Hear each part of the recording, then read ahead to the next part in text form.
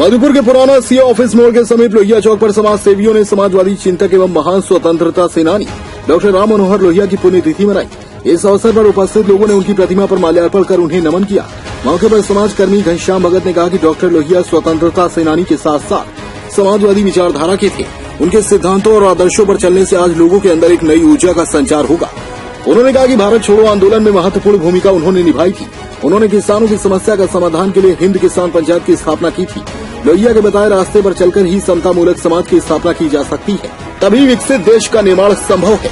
मौके पर अरविंद तिवारी, श्री कृष्ण, कुंदन भगत, अबरार तविंदा, अरविंदा, मनोज कुमार, सतीश कुमार, महेश मिश्रा, बबलू यादव आदि मौजूद थे। मधुपुर से इम्तियाज अंसारी की रिपोर्ट।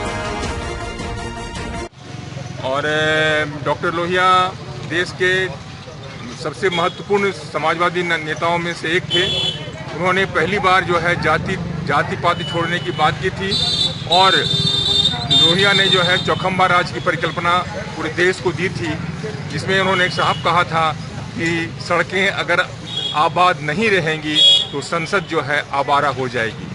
आज डॉक्टर लोहिया को हम लोग याद करते हैं और हमें मानते हैं कि डॉक्टर लोहिया जैसे विचारकों का विशेष योगदान है और हमें उन्हीं के रास्ते पर आगे चलते हुए नए भारत का निर्माण करना पड़ेगा।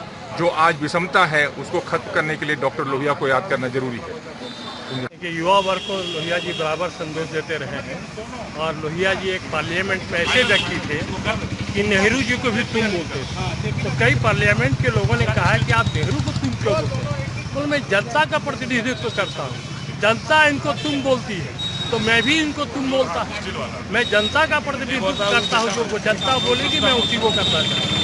और चौखंबा राज की परखना क्रांति की कल्पना लगभग एक है और ये ऐसे मुखर रहे हैं आपको पार्लियामेंट में कि पूरा पार्लियामेंट इनको सुनता था कि कैसे देश को एक समाजवाद के रास्ते में शोषण विहीन समाज को कैसे ले आ सकते हैं। और ये युवाओं के लिए प्रेरणा स्रोत है लोहिया जी। और हम लोग आज भी गांधी, लोहिया, जयप्रकाश हम लोग के सामने एक उदाहरण है। और इसी के कारण हमारा भाई ये मनोज जो दुबई में रहता है, ये अभी गांधी और लोहिया का पूरा छतरी जो छतरी विहीन है उसमें सीढ़ी और छतरी ये लगाने का इसने प्रण किया है। और हम लोग इसको तहे दिल से धन्यवाद देते हैं लोहिया और जेपी के तमाम लोग कि ये दुबई में ये और आगे भी इसका दमदार निर्माण का भरोसा लाल स्टील टीएमटी बार्स, हर निर्माण के लिए उपयोग लाल स्टील टीएमटी बार्स, रिश्ता मजबूती का।